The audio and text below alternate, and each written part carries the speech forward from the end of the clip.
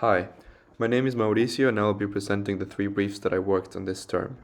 Brief 1 included a precedent study of Marie-José van Hees' house in Ghent, Belgium that was completed in 1997, and it also includes an investigative task about the prisons in Portland.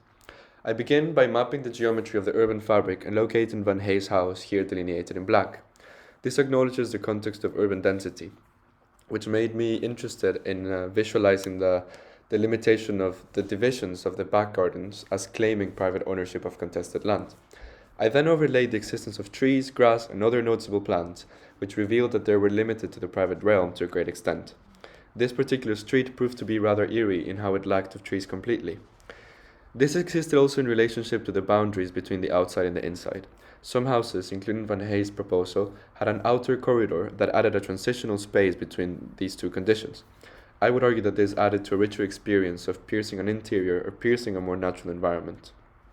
I studied the hall, which is central and quite dominant in the plan of the house, because it exists between the two adjacent buildings, but is also the mediator between the streets and the cloister areas.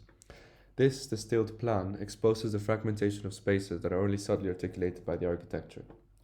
And so I explored this fragmentation through a study that exaggerated the behavior of light, revealing the perforations of adjacent territories and the layering of the depth of these spaces. Moving on to the Isle of Portland, I studied the prisons of Portland, which were surprisingly three given the size of the isle: the Grove Prison, the Verne Prison, and Her Majesty Prisonware, which was a prison ship that shipped away and is no longer there. I gathered the stories from three reports and a conversation with the former warden on my visit to the museum of the prison, and I translated them into spatial paths and relationships. This drawing visualizes isolation and harsh boundaries through zooming in from the scale of the aisle to the side plan, to the prison wing, to the corridor, to the cell, to even the textures of the objects inside the cells and other spaces. This isolation is, however, visualized in relationship to the extent of reach and influence that the prisoners had in the island, through the scale of the commutes that they would do to the quarrying sites and building the breakwater. These paths outlive the prisoners and continue to articulate the circulation in the isle. Following our visit to Portland, I created this atlas that shows perhaps my pessimistic impressions of the isle, and it is a region that has the lowest social mobility in the UK, and prison continues to be the second largest source of employment. Technology, furthermore, is decreasing the number of workers that are needed for its representative custom of quarrying Portland stone.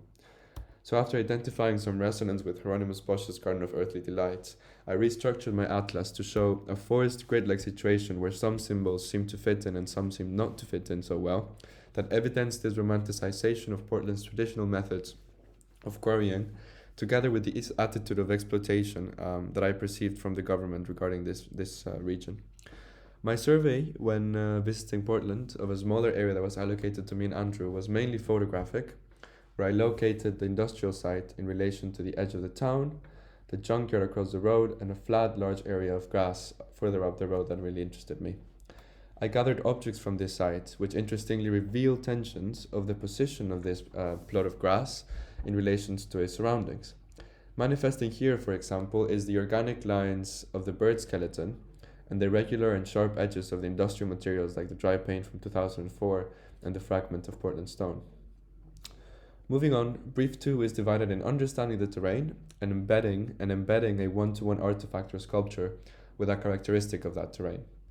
Our studio worked on a collaborative big-scale trace drawing that overlaid topography lines, textures, forms, observations, notes, and measurements, but I focused on Site 4 with Andrew, and I specifically focused on the long and flat plot of land and the junkyard, framing those in relationship to the area below that is no longer quarried but is used as a storage space for Portland stone quarried from elsewhere. I was drawn by this edge condition.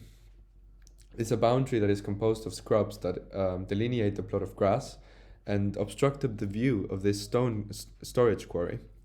This is my favorite photograph that I took on my visit to Portland, and in admiration of the junkyard and that attitude of repurposing objects that have been discarded of, I visited my faculty skip where I found these table eggs and began to explore the creation of a structure that would activate that view, that would allow that view for walkers. And I started to imagine how it would sit in relationship to the scrub and the decline in the landscape. This is the final object, which works effectively as a step in structure, but actually has some interesting sensitivity to the landscape. Responding to the ground condition didn't translate necessarily to trying to mimic it or trying to be parallel with it. In reality, my proposal goes against the landscape, given that as the landscape falls, my structure rises, but does so in harmony with the ground. The final brief includes the creation of 1 to 1,000 model and the quest for a landscape strategy. I began by tracing the official 5-meter topography lines and adding the 1-meter topography lines, altering them digitally to match the imagery of the site and experience records of the height volatility until I was pleased enough to make them permanent in a physical model. The model gives the appearance of being layered and solid, but it's really void inside, which I appreciated as a metaphor of the underlying webs and structures that were shaping and holding this visible landscape together. With this mindset, I add the human structures on the model to visualize the landscape flatness correlation to the scale of human intervention in the area. I volumetrically also locate my 1-to-1 sculpture from brief 2 and hunt for similar moments of abrupt declines in the landscape that are preceded by flatness. Something that I enjoyed about the model was that the road did not need to be outlined in order for it to be suggested. This is likely caused by the fact that roads need to shape the landscape in smooth slopes to allow for comfortable and safe driving. And so, with the protagonism that this road was acquiring, I began to analyze the road not really as a traffic diagram, but rather as a landform exercise, or a series of territories that were defined by changes in material, by changes in hardness. Because these phenomena are ultimately what shape the experience of going from the urban to the natural, from the industrial to the quarries.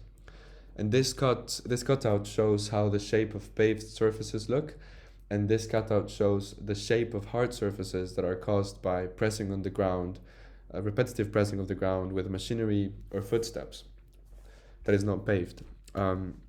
They are both intersected by topographic lines that are shown in black, which shows that paved surfaces show more perpendicular relationships to the slopes, whereas footpaths and roads for machines in the quarries show more often parallel slopes. These two sites of interesting geometry exist in between these fascinating conditions of the road, the paved, the contours, the footpaths, and the machinery roads. And in drawing this, big-scale drawing, the moment that inspired me to develop a strategic approach to this territorial form was the tunnel underneath the road. I recognize this element truly as the only one that is in conversation with all aspects that I tried to imprint on this drawing. It exists in conversation with the contour lines, the road's protagonism, and incremental and organic paths.